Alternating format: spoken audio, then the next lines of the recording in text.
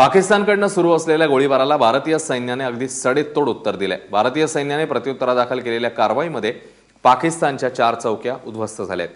पाकिस्तानच्या या कुरापतींना अशाच प्रकारे सडेतोड उत्तर दिलं जाणार असल्याचं कळतंय। कुपवाड्याच्या केरन सेक्टरमध्ये भारतीय सैन्याने ही कारवाई केली। भारतीय सैन्याच्या प्रत्युत्तरानंतरही पाकिस्तानने गोळीबार सुरूच ठेवला, त्यामुळे या ठिकाणी चकमक सुरू असल्याचं चित्र आहे। दरम्यान काल रात्रीपासून पाकिस्तानकडनं पुन्हा एकदा गोळीबार करण्यात येतोय। पाकिस्तानच्या गोळीबारामुळे वाघा आणि अट्टारी बॉर्डरवर दिवाळीनिमित्त होणारी मिठाईची देवाणघेवाण यंदा होणार नसल्याचं भारतीय सीमा सुरक्षा दलाने स्पष्ट केलं।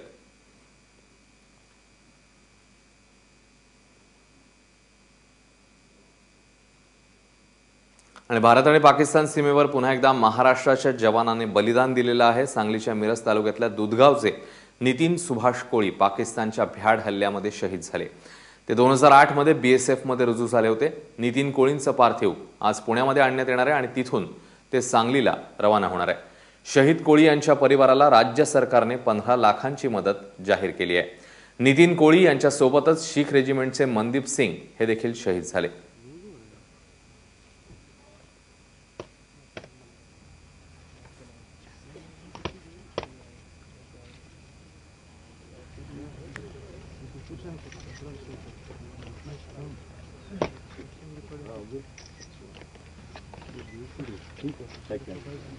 तेव्हा आणखी एका जवानाला आपल्या प्राणांचं बलिदान द्यावं लागलेलं आहे। नितीन सुभाष कोळी यांना वीरमरण आलंय।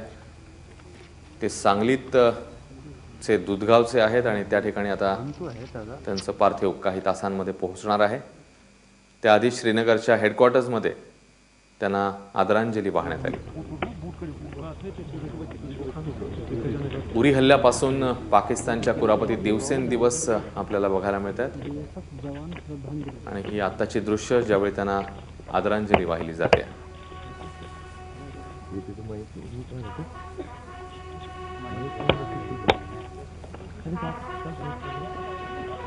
श्रीनगरमध्ये त्यांना आदरांजली वाहिली जाते।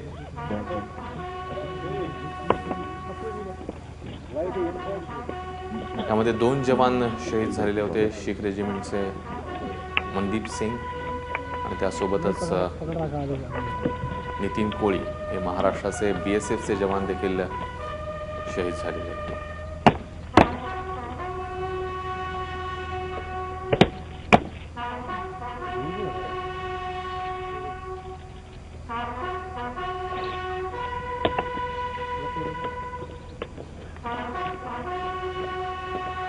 उरी हल्ल्यापासून आपण बघतोय पाकिस्तानच्या कुरापतीत दिवसेंदिवस वाढताना दिसत आहेत। संध्याकाळच्या सुमारास, रात्रीच्या सुमारास गोळीबार, त्यासोबतच पाकिस्तानच्या अनेक कुरापती। सर्जिकल स्ट्राईक नंतर पाकिस्तानने दिवसेंदिवस इकडच्या हालचाली आहेत त्या वाढवलेल्या बघायला मिळतात आणि त्याच पार्श्वभूमीवर भारतीय जवान देखील त्याला चोख प्रत्युत्तर देत आहेत। मात्र त्यामध्येच आपल्या प्राणांचं बलिदान काही जवानांना द्यावं लागलं।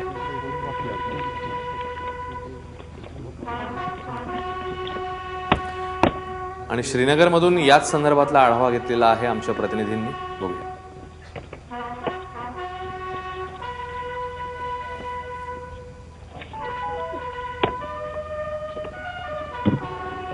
मुतल सेक्टर में मारे गए बीएसएफ जवान नितिन सुभाष को श्रीनगर के रेजिमेंटल सेंटर में यहाँ पे श्रद्धांजलि दी गई और अब उसके पार्थिव शरीर को उनके पैतृक गांव सांगली महाराष्ट्र भेजने में जा रहा है। आप देख सकते हैं कि यहाँ पे जितने भी बीएसएफ के जवान हैं वो नारों के साथ इनके अंतिम संस्कार के लिए इनके शव को इनके पैतृक गांव भेजने गए हैं और यहाँ पे श्रद्धांजलि देने के लिए जवानों के साथ साथ वरिष्ठ अधिकारी भी आए थे।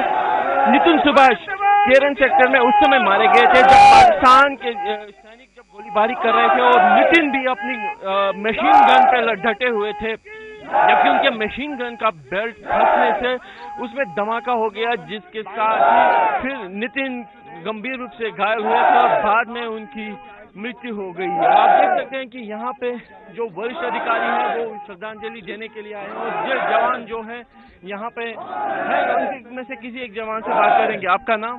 रणवीर। आप यहाँ पे आए थे, नितिन के बारे में क्या कैसा लग रहा है, क्योंकि दिवाली के दिन आपका एक जवान शहीद हो गया? ये बहुत ही दर्दनाक घटना है और ऐसा नहीं होना चाहिए।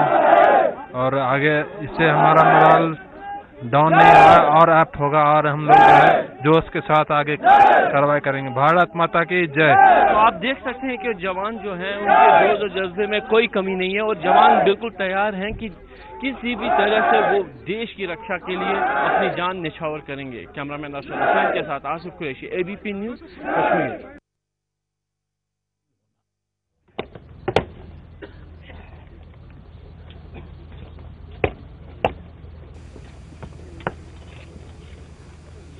तेव्हा आपल्या सहकारी जवानाने देखील नितीन सुभाष कोळी यांच्याबद्दल आपल्या भावना व्यक्त केल्या आणि आताची लाईव्ह दृश्य पुन्हा एकदा आपण बघताय जेव्हा श्रीनगरमध्ये भारत मातेच्या या शूरवीर सुपुत्राला आदरांजली वाहण्यात येते। हेलो, क्या मिल रहा है उनको?